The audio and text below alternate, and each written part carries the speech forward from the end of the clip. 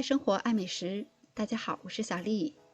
我们今天来做一款具有独特风味的小饼干，口感又酥又脆，越嚼越香。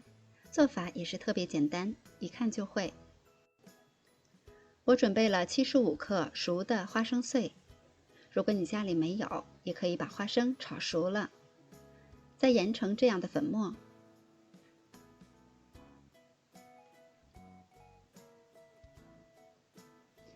准备一颗新鲜的橙子，我们取一些橙汁，大约30克左右。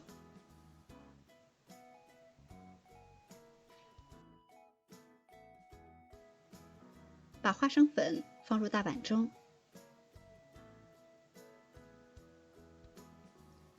再加入70克的低筋面粉，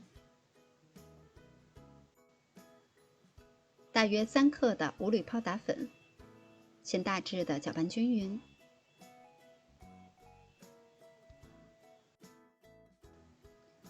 我们再根据个人的口味，在大碗中加入适量的糖浆或者是蜂蜜，再放入橙汁，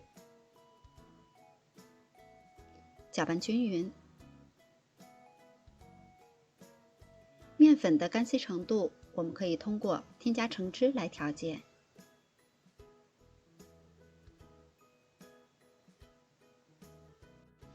最后和成一个这样有一些柔软的面团，然后直接揪下来一块，用手团圆，揉成这样的小球。我们再滚上一层椰蓉，这样吃起来会更香。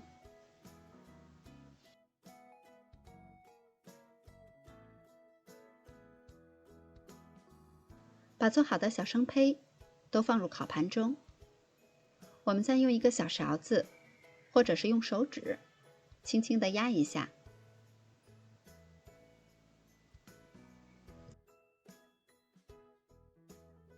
烤箱需要提前预热5到10分钟，180度上下火烤20分钟左右。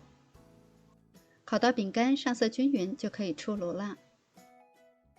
这是一款具有独特风味的小饼干，我们用到了花生、橙汁和椰蓉，多种口味混合到一起，吃起来又酥又香。做法也是特别简单，搅一搅就可以成功了。喜欢的小伙伴们也快动手试一下吧。我是小丽，喜欢我的视频请关注留言，明天见。